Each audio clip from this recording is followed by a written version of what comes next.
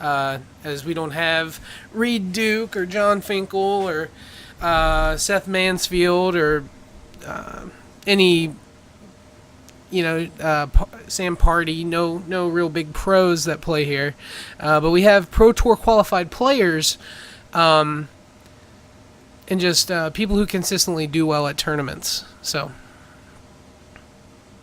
if you feel like having some of the best competition that you'll ever have in your life, come on to Hometown Hobbies. We also have the best prize support you'll ever play for, and that's almost a guarantee. It's not, but it probably is. I don't know. I haven't played at a place that's offered better prizes, and I have played at a lot of card shops across the country.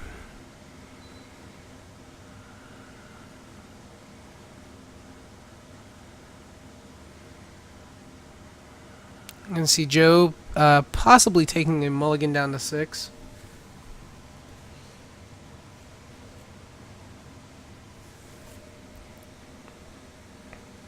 Ralph's going to give up a cut, and we're going to see Joe look at a 6, hoping that it's better than the 7.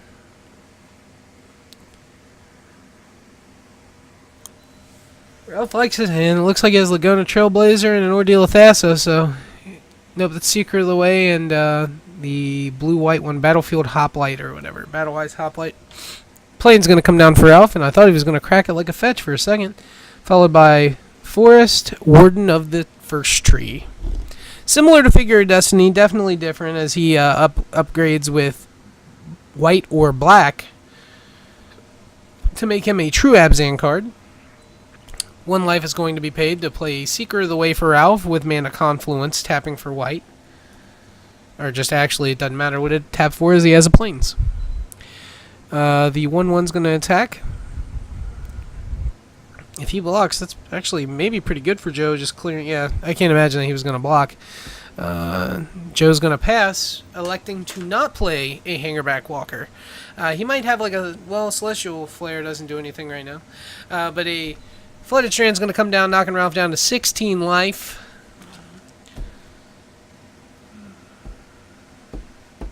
$17 life. Yeah, I don't know what I marked. That should be 17. 1 from the Warden, 1 from the Confluence, 1 from the Fetch. Yeah, 17.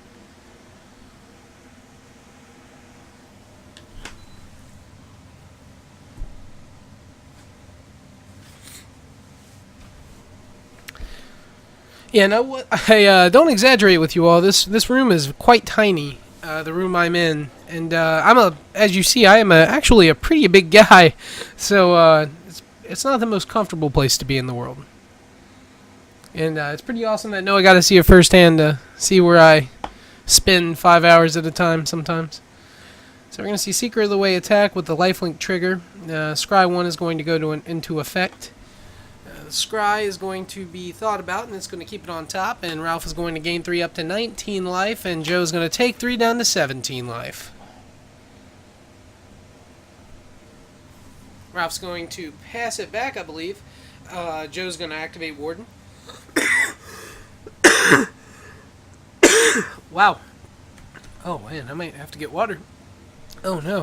Force comes down for Joe. He's going to attack with the Warden down with 2, 3.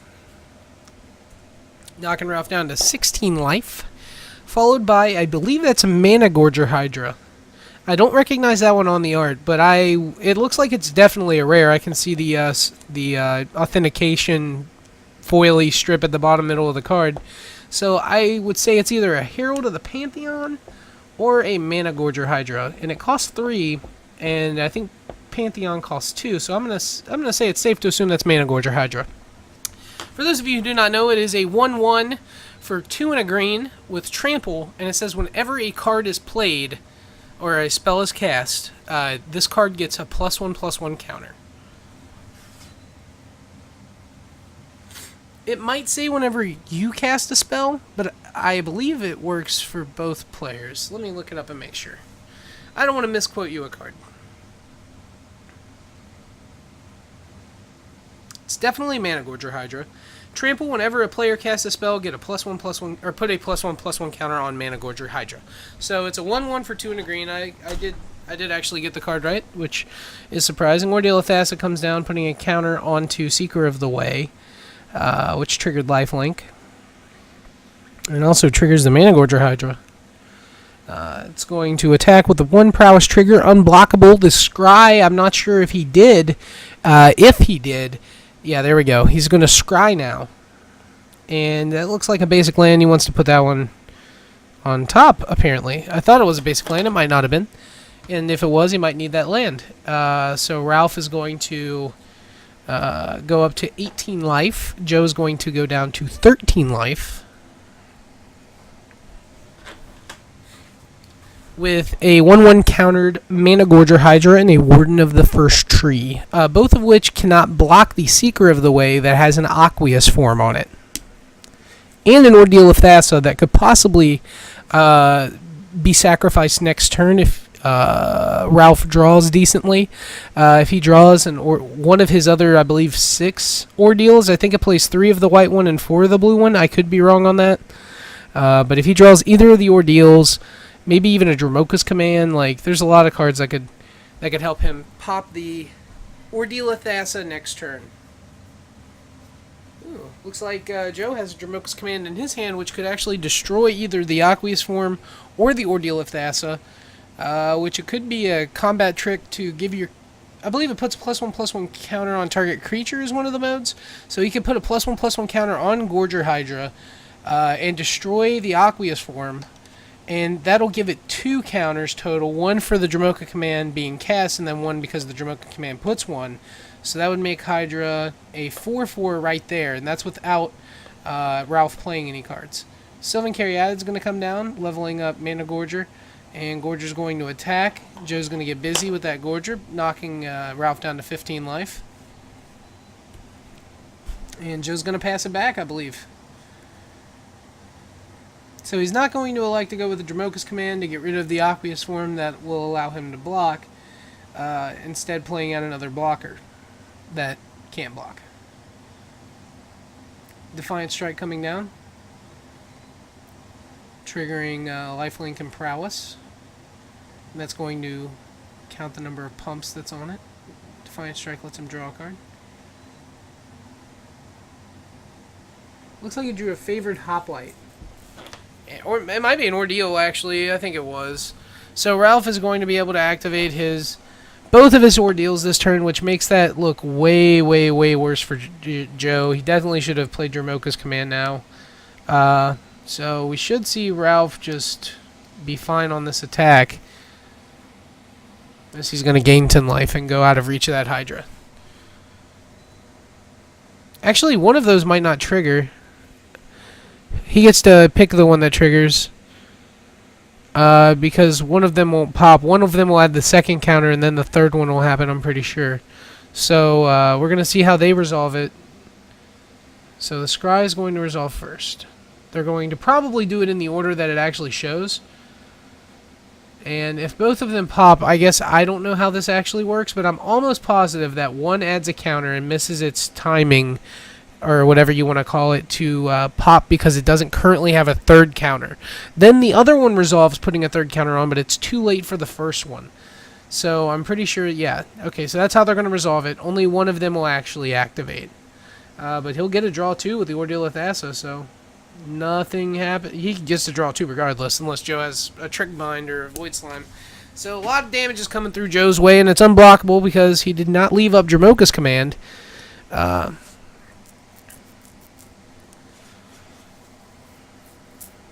it's going to be gigantic. I'm just going to wait to see what they say it is, because I think it's a 5, 6, 7, maybe? So maybe he goes to 6? Is that right? Okay. Yeah. And Ralph's at 21.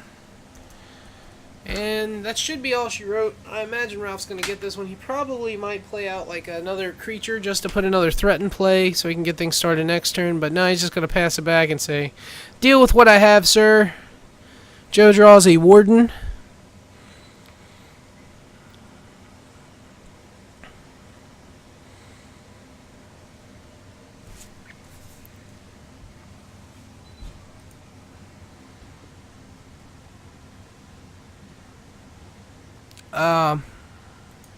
Now I see. Most people don't play enchantments, so usually Ordeal of Jerboga's command will just hit the one of enchantment. But I didn't realize it just made them edict one of their enchantments. I don't know what that card actually does. I have no idea what the other 3 modes are.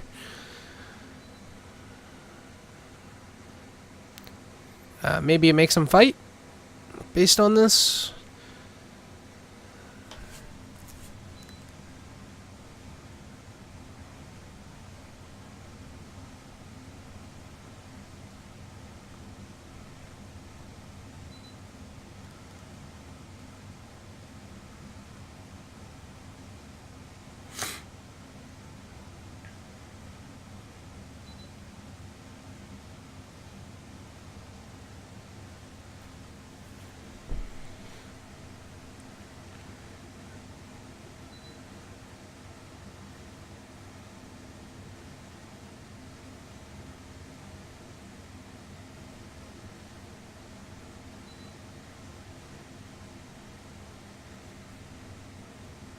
And it looks like the fight's going to resolve, and he's going to make his creature indestructible. And I think he might have actually missed. Yeah, I was gonna say I think he missed 1 spell, maybe 2.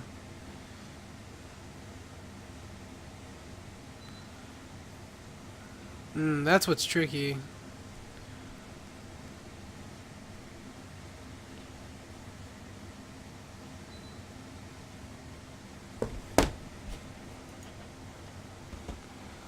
So it originally had 4 counters on it.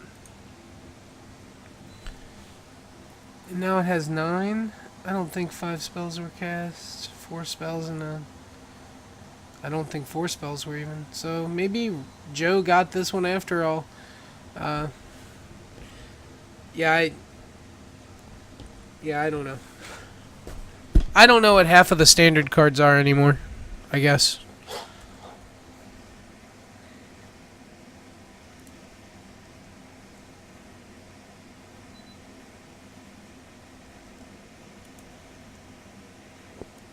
I've been stuck in the World of Versus system the past few weeks because that game is really sweet. If you guys haven't had a chance to look that one up, you should probably do it, as it is the better version of Magic.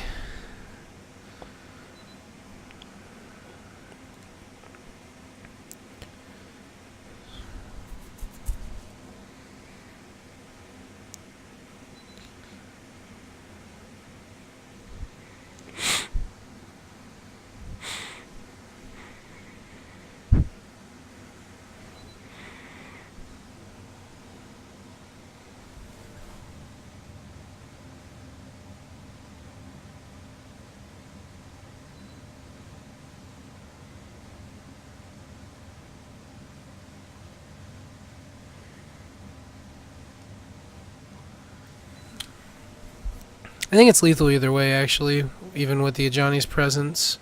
With the prowess trigger, yeah, it's super game. Alright, so Joe wins that one. I don't know what the game count is. I believe that's just 1-0. As this should be the start of round 2.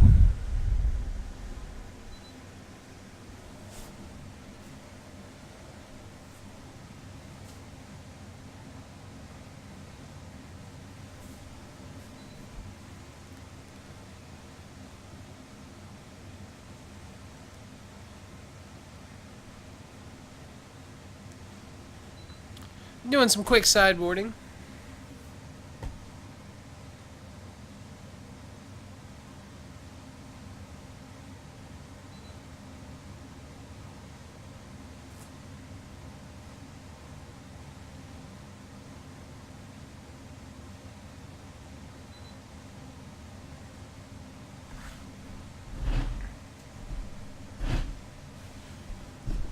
But yeah, as they say, RFTC, read the freaking card. If I would have read Dromoka's command, I would have understood that it would have been a really, really, really bad play to play it there, actually. Sorry, Joe. I thought that it just naturalized target enchantment. That's not the right term. I can't think of what that's even called now. But that's what I thought it did. I thought it just destroyed target enchantment. I didn't realize that it was target player sacrifices an enchantment, which makes it so much worse against the heroic decks, as they play a lot of enchantments.